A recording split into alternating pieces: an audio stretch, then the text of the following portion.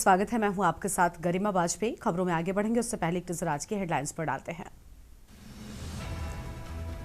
CM Yogi Adityanath ने नवचयनित कर्मियों को वितरित किया नियुक्ति पत्र। कहा, अब नौकरी के लिए सिफारिश और अनैतिक दबाव की जरूरत नहीं पड़ती। 2027 चुनाव से पहले महिला आरक्षण बिल पर हुई सियासत। सपा कार्यालय पर लगे सीमा राजभर के पोस्टर और होर्डिंग्स। पोस्टर्स में लिखा, देखो आ गई पीजे के हुंकार। यूपी में आज से शुरू स्वगणना। घर के मुखिया भर सकते हैं ऑनलाइन फॉर्म। 34 सवालों के देने होंगे जवाब।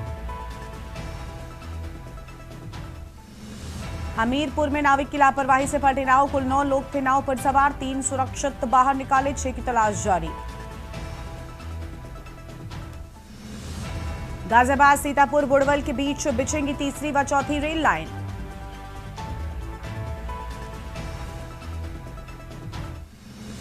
बिजनौर में मौसम का बदला मिजाज। तेज हवाओं से टावर गिरा, बड़ा हादसा टला। बारिश से तापमान में गिरावट जारी। आप देख रहे हैं कि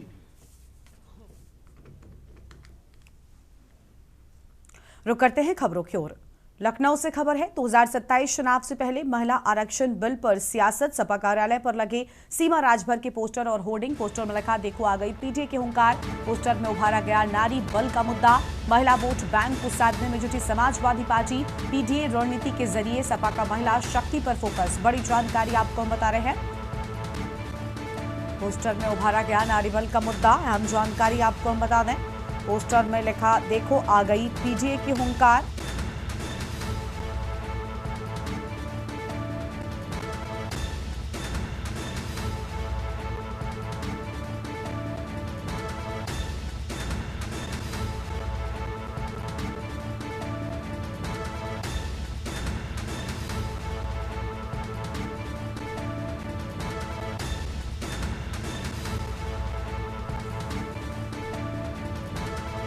सपा कार्यालय पर लगे सीमा राजभर के पोस्टर और होर्डिंग। बड़ी जानकारी आपको हम बता रहे हैं।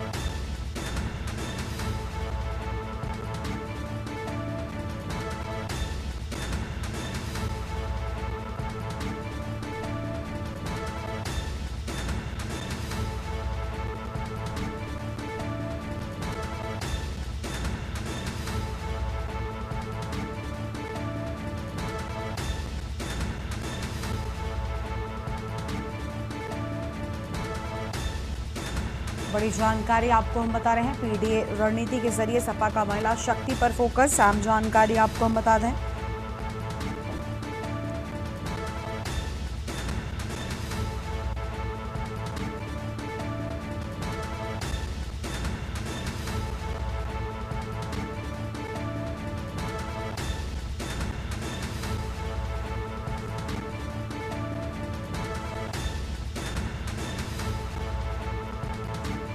बड़ी जानकारी लखनऊ से। पोस्टर में लिखा, देखो आ गई पीडीए के हुंकार।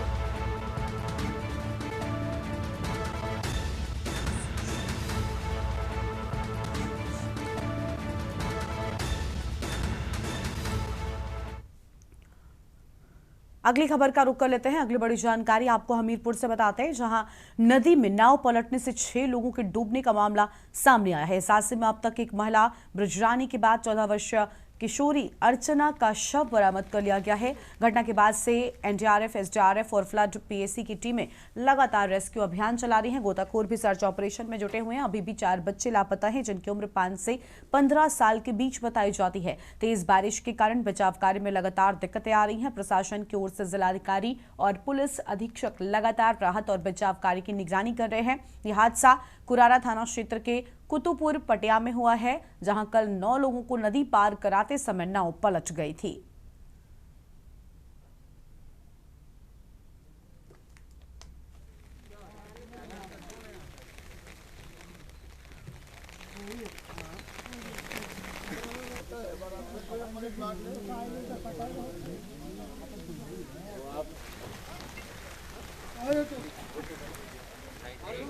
और इसी खबर पर बातचीत के लिए हमारे साथ हमारे संवाददाता सिद्धार्थ द्विवेदी जुड़ चुके हैं। सिद्धार्थ, 6 लोगों के डूबने की घटना सामने आई है, 2 के शव बरामद हुए हैं, 4 अभी भी लापता हैं। पूरी जानकारी क्या है? रेस्क्यू कितनी तेजी के साथ में हो रहा है?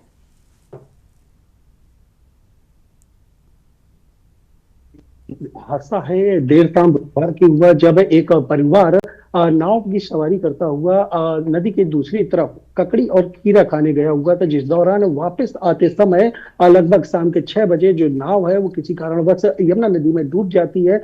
और जो नाविक है वो किसी तरह से दो बच्चों को तो बचा लेता है, लेकिन नाव में जो कुल संख्या थी लोगों की वो 9 थी, जिसमें से 2 लोगों को बचा लेता है। तो कुल मिला के जो 3 लोग हैं वो बच जाते हैं, लेकिन जो 6 हैं वो लापता हो जाते हैं। जिसके बाद सूचना पर तमाम जो जिला प्रशासन के उच्च अधिकारी है वो पहुंचते हैं। एनडीआरएफ टीमों को बुलाया जाता है, स्थानीय गोताखोर जो है वो पहुंचते हैं और सर्च ऑपरेशन चलाया जाता है। देखते ही देखते जो सर्च ऑपरेशन है वो एक बड़ा रूप लेता हुआ दिखाई पड़ता है। और देर रात से अभी सुबह के तड़के जो 2 शव हैं वो बाहर निकाले जाते हैं, जिसके बाद एसडीआरएफ को भी मौके पर तैनात किया जाता है। इस समय भी आप देख सकते हैं साफ तौर पे तस्वीरों में जो सर्च ऑपरेशन है वो एक बड़े पैमाने पर चलाया जाता है। तमाम जो पुलिस महकमा है वो भी घटना स्थल पे मौजूद है। ये आप देख सकते हैं तमाम जो ग्रामीणों की भीड़ है वो भी लगी हुई है। आपको बता दें जो पूरा जो परिवार है जो नदी की सवारी कर रहा था वो बीती मंगलवार की एक शादी समारोह में उपस्थित होने आया था, जो कुरारा थाना क्षेत्र के भौली गांव में एक शादी थी वहां पे आया था। और जिसके बाद बुधवार को जैसे विदाई हुई, विदाई कार्यक्रम के बाद जो परिवार था वो नाव की सैर करने के लिए निकला हुआ था। जिस दौरान नाव में एक महिला और एक पुरुष समेत कई बच्चे भी थे, नाव की सवारी कर रहे थे। और जैसे ही हादसा हुआ तो तमाम जो बच्चे हैं वो नदी में डूब गए। जिसके बाद आज सुबह से ही रेस्क्यू मिशन जो चलाया जा रहा है उस लगभग 4 से 5 शवों की बात सामने आ रही है कि 4 से 5 शवों को बाहर निकाल लिया गया। फिलहाल जो रेस्क्यू मिशन है वो जारी है और एक अंतिम जो बच्चा है जो डूब गया था उसको ढूंढने का खोजबीन का काम जारी है। जी गन्ना। बिल्कुल सिद्धार्थ, क्या यहाँ पर खराब मौसम में भी नाव चलाने का काम किया जा रहा था? क्योंकि इसके पहले भी हम सबने देखा मध्य प्रदेश में जो हादसा हुआ, कई लोगों की जान चली गई थी क्रूज पलटने से, और अब यहाँ पर हमीरपुर में भी लापरवाही बरती जा रही थी क्या? जी गर्मा, बिल्कुल जो मध्य प्रदेश का मामला था वो तो कहीं ना कहीं मौसम की कारण माना जा रहा था, लेकिन हमीरपुर में बुधवार की देर शाम मौसम बिल्कुल साफ था हाल फिलहाल में। लेकिन अभी तक नाव के डूबने का कारण स्पष्ट नहीं हो पाया है। कहा जा रहा है कि शायद नाव जो थी वो ओवरवेट हो गई थी, जिस कारण नाव यमुना नदी में समा गई और यह हादसा घटित हो गया। बिल्कुल, ओवरवेट भी अपने आप में लापरवाही ही है। लगातार संख्या जितनी होती है क्षमता उससे ज़्यादा लोगों को बिठाया जाता है और कहीं ना कहीं यही वजह है कि बड़े हादसे होते हैं। प्रशासन क्या कुछ कह रहा है? जो जिम्मेदार लोग हैं जो इस घटना के पीछे लापरवाही बरती गई है उन पर एक्शन की बात सामने आ रही है क्या? जिगर में बिल्कुल जैसे ही इस पूरी घटना की जो जानकारी होती है मौके पर जिलाधिकारी पहुंचते हैं, एसपी पहुंचते हैं और तमाम जो हमीरपुर जनपद का महकमा है वो पहुंचता है। साथ ही देर रात 12 बजे के आसपास डीआईजी क्षेत्रपुर धाम राजेश एसपी यहाँ पहुंचकर घटनास्थल का मुआयना करते हैं और रेस्क्यू मिशन को लेकर काफी कड़े निर्देश देते हैं कि रेस्क्यू मिशन जल्द से जल्द बड़े पैमाने पर शुरू किया जाए। लेकिन हाल फिलहाल में अभी किस तरह है कि जो परिवार है वो इसी गाँव का निवासी था और जो उनके साथी रिश्तेदार थे वो आए हुए थे। ऐसे में जब विदाई कार्यक्रम संपन्न हुआ उसके बाद बच्चों को सैर सपाटा करने के लिए परिवार निकला हुआ था और गांव से ही लगभग 1 किलोमीटर दूर, ये जो घटना स्थल है लगभग 1 किलोमीटर दूर है, जहां से पारिवारिक एक युवक की ही नाव को लिया गया था, जिस दौरान ये सैर करने के लिए परिवार निकला हुआ था। तो माना भी ये जा रहा है कि जो परिवार है उसमें लगभग जो 9 लोग हैं डूबे हैं उसमें से 6 लोग 3 तो सलामत निकाल लिए गए, लेकिन 6 लोगों के लिए रेस्क्यू चलाया जा रहा था, जिसमें से 5 अभी निकाल लिए गए और एक भी सर्च ऑपरेशन जारी है। जी बिल्कुल, लगातार सर्च ऑपरेशन जारी है और जो एक बच्चे के शव की बात आप बता रहे हैं उसको भी लगातार ढूंढने का प्रयास किया जा रहा है। शुक्र आपका हमारे साथ जुड़ने के लिए सिद्धार्थ, और अधिक जानकारी दर्शकों के साथ साझा करने के लिए। बड़ी खबर हमीरपुर से, जहां पर एसडीआरएफ और एनडीआरएफ का रेस्क्यू लगातार जारी है। 4 से 5 शवों को निकाल लिया गया है। एक बच्चा अभी भी लापता बताया जाता है। तेज बारिश कहीं ना कहीं राहत कार्य में बड़ी बाधा बन रही है। नदी हादसे में 6 लोगों के डूबने की बात सामने आई थी। अगली खबर का रुख कर लेंगे। खबर हमीरपुर से ही है। पिछड़ा वर्ग आयोग अध्यक्ष साध्वी निरंजन ज्योति का दौरा। नाव पलटने के मामले में घटनास्थल पर पहुंची है साध्वी निरंजन ज्योति और मृतक के परिजनों से बातचीत कर दुख भी व्यक्त किया है। उन्होंने बोला कि सभी को मुआवजा दिलाया जाएगा। बड़ी खबर आपको बता रहे हैं। पीड़ित परिजनों से मुलाकात की, मृतक के परिजनों से बातचीत कर दुख व्यक्त किया है। ढांढस बंधाया गया है। उन्होंने बोला कि सभी को मुआवजा दिया जाएगा। हमीरपुर से खबर। पिछड़ा वर्ग आयोग अध्यक्ष साध्वी निरंजन ज्योति का हमीरपुर दौरा।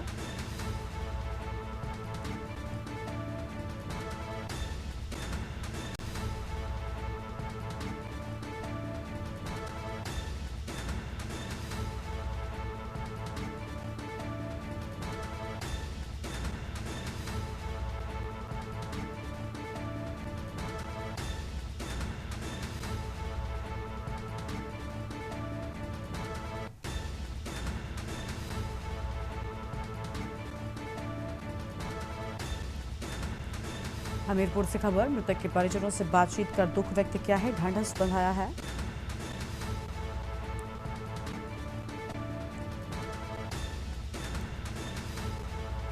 हमीरपुर से बड़ी जानकारी, पिछड़ा वर्ग आयोग अध्यक्ष साध्वी निरंजन ज्योति हमीरपुर पहुंची है। नाव पलटने के मामले में घटनास्थल पर पहुंचकर उन्होंने लोगों से बातचीत किया है।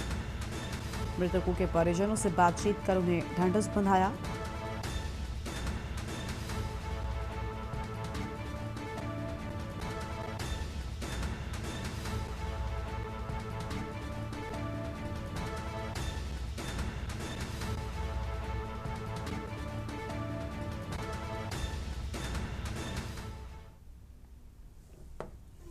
रात्रि का समय था, शायद दिन में होता तो कुछ लोग गांव जमुना जी किनारे रहने वाले लोग तैरना भी जानते हैं, बचाना भी जानते हैं, तो कुछ लोगों को बचाया जा सकता था, लेकिन अंधेरा हो गया था।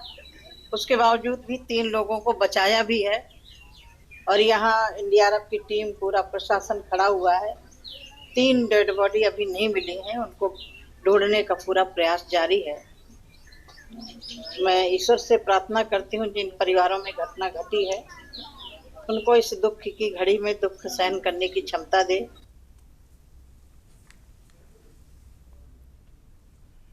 अगली खबर का रुख कर लेंगे। संभल के बहजोई क्षेत्र में मंडी समिति के पास नाले में एक अज्ञात व्यक्ति का शव मिलने से हड़कंप मच गया और सुबह लोगों ने नाले में शव देखा तो मौके पर भारी भीड़ जुट गई। सूचना पर बहजोई कोतवाली पुलिस तुरंत ही मौके पर पहुंची और जांच शुरू कर दी गई।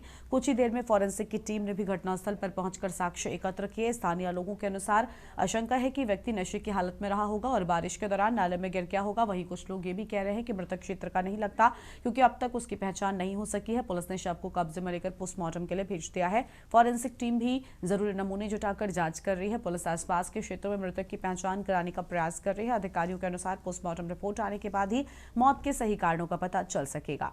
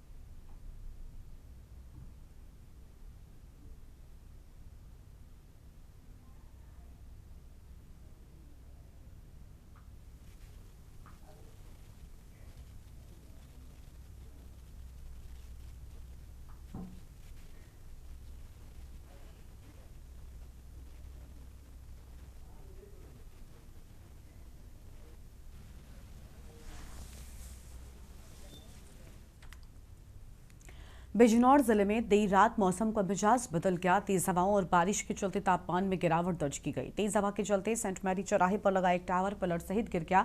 राहत की बात यह रही कि टावर एक पेड़ पर जाकर गिरा, जिससे बड़ा हादसा टल गया। सुबह एक बार फिर मौसम ने करवट ली और तेज बारिश शुरू हो गई, जिससे तापमान में और ज्यादा गिरावट दर्ज की गई है।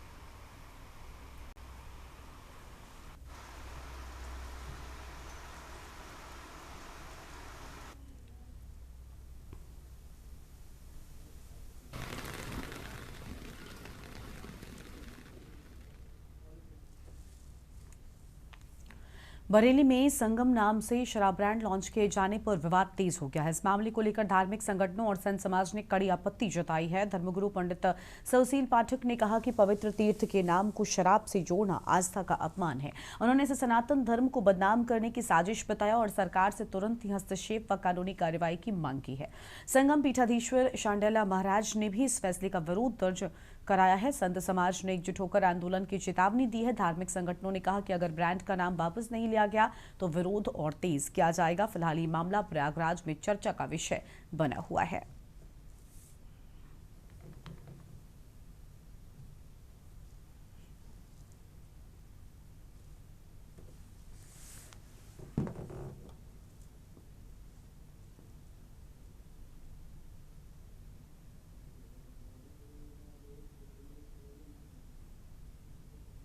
एक डिस्टिलरी कंपनी ने त्रिवेणी संगम के नाम से, संगम नाम से एक शराब का ब्रांड का नाम रखा है, जो सरासर गलत है। और क्योंकि ये हमारे सनातन धर्म को बदनाम करने की एक साजिश है। संगम हमारे पवित्र तीर्थ है, वहाँ हम जाके स्नान करते हैं। ऐसे नाम पर शराब का नाम रखा जाएगा तो संगम को लोग बदनाम करेंगे। इसलिए सरकार से तत्काल मांगे, ऐसी डिस्टिलरी कंपनी के मालिक के खिलाफ कार्रवाई होनी चाहिए, उसे जेल भेजा जाना चाहिए। कानपुर के बिधुनु थाना क्षेत्र के सपई गांव में गार्ड से मारपीट का गंभीर मामला सामने आया है। गार्ड ब्रजेंद्र यादव पर आरोप है कि जब वो ड्यूटी से घर लौट रहे थे कि तभी आधा दर्जन लोगों ने लाठी डंडों से उन पर हमला कर दिया और उन्हें गंभीर रूप से घायल कर दिया। घायल गार्ड का पिछले 5 दिनों से निजी अस्पताल में इलाज चल रहा है, जहां उनकी हालत नाजुक बताई जा रही है। इसी बीच पीड़ित की बेटी ने एक वीडियो जारी कर न्याय की गुहार लगाई है। उन्होंने आरोप लगाया है कि पुलिस कार्रवाई नहीं कर रही है और हमलावर खुलेआम घूम रहे हैं। वीडियो सोशल मीडिया पर वायरल होने के बाद मामला चर्चा में आ गया। पीड़ित परिवार ने आरोपियों की जल्द गिरफ्तारी और सख्त कार्रवाई की मांग की है।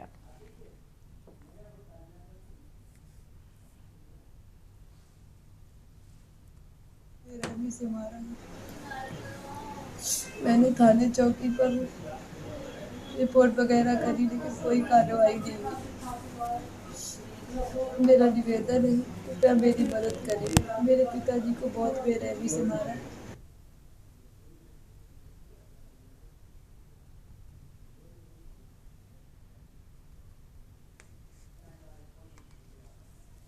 खबर है मथुरा से, जहां बर थाना सुरीर क्षेत्र में हुए चर्चित टेंटी गांव डकैती कांड का पुलिस ने बड़ा खुलासा किया है। गुरुवार की सुबह पुलिस मुठभेड़ में डकैती के 2 आरोपियों को मार गिराया गया। दोनों बदमाश पुलिस पर फायरिंग कर रहे थे, जिसके जवाब में हुई कार्रवाई में वो घायल हो गए। बाद में जिला अस्पताल में डॉक्टरों ने उन्हें मृत घोषित कर दिया। जानकारी के अनुसार 23 से 24 अप्रैल 2024 की रात गाँव टेंटी में व्यवसायी अजय अग्रवाल के घर नकाबपोश बदमाश घुस आए थे। बदमाशों ने परिवार को बंधक बनाकर करीब 2 घंटे तक आतंक मचाया और 3.5 लाख रुपए नगद समेत लगभग 12 लाख रुपए के सोने चांदी के जेवरात लूटकर फरार हो गए थे। घटना के बाद पुलिस ने खुलासा किया। खुलासे के लिए 17 टीमें गठित की गई थी। जांच के दौरान बदमाशों की पहचान पप्पू उर्फ राजेंद्र निवासी अलवर और धर्मवीर उर्फ लंबू निवासी भरतपुर राजस्थान के रूप में हुई। गुरुवार की सुबह लोकेशन मिलने पर पुलिस ने घेराबंदी की। बदमाशों ने फायरिंग शुरू कर दी। जवाबी कार्रवाई में दोनों ही ढेर हो गए। पुलिस के अनुसार दोनों आरोपियों का लंबा आपराधिक इतिहास रहा। इनके खिलाफ उत्तर प्रदेश, राजस्थान, हरियाणा और दिल्ली में डकैती, लूट, चोरी और आर्म्स एक्ट समेत कई गंभीर मुकदमे दर्ज थे। एसपी ने बताया कि गिरोह के अन्य सदस्यों की तलाश भी जारी है।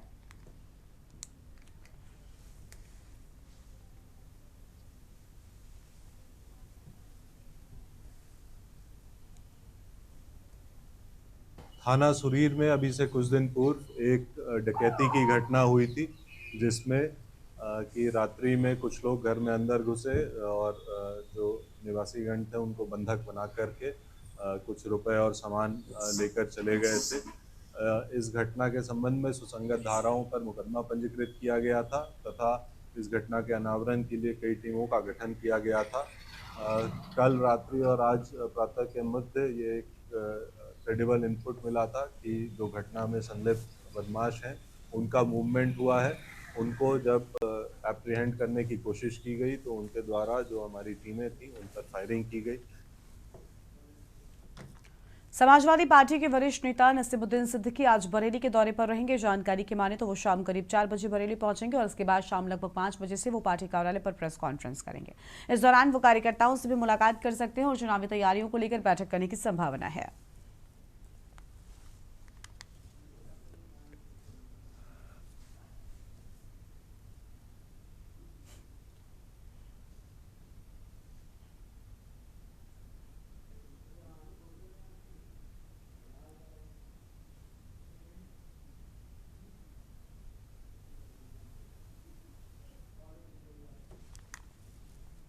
उत्तर प्रदेश के बाराबंकी जिले के किंतूर गांव में एटीएस ने बड़ी कार्रवाई करते हुए दानियाल अशरफ नाम के युवक को गिरफ्तार कर लिया है। दानियाल पर आरोप है कि वो पाकिस्तानी गैंगस्टर शहजाद भट्टी और पाकिस्तानी खुफिया एजेंसी आईएसआई के इशारे पर भारत के महत्वपूर्ण ठिकानों पर हमले की योजना बना रहा था।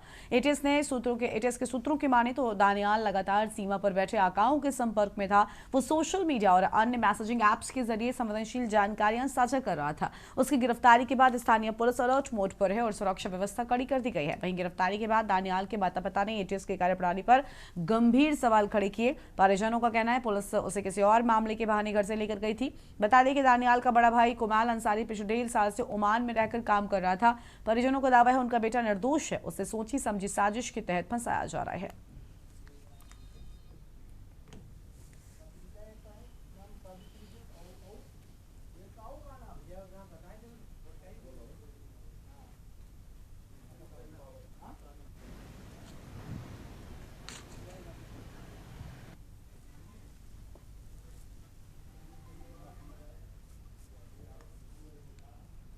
अगली खबर अमरोहा से आपको हम बताते हैं। मौसम का बदला मिजाज। अमरोहा से खबर, कई घंटों से लगातार जारी है बारिश। झमाझम बारिश से भीषण गर्मी से लोगों को राहत मिली है।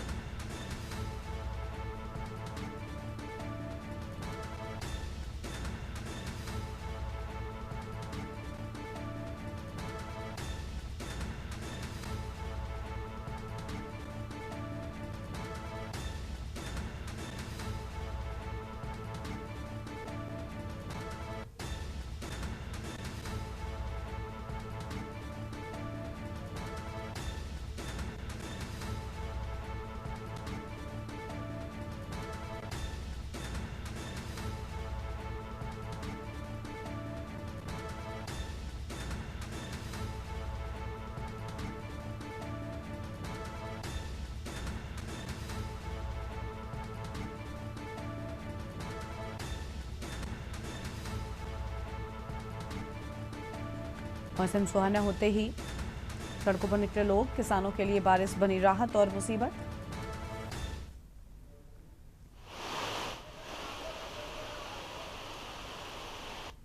इस बुलेटिन में फिलहाल इतना ही। तमाम बड़ी खबरों के लिए आप देखते रहिए के न्यूज़ इंडिया। नमस्कार।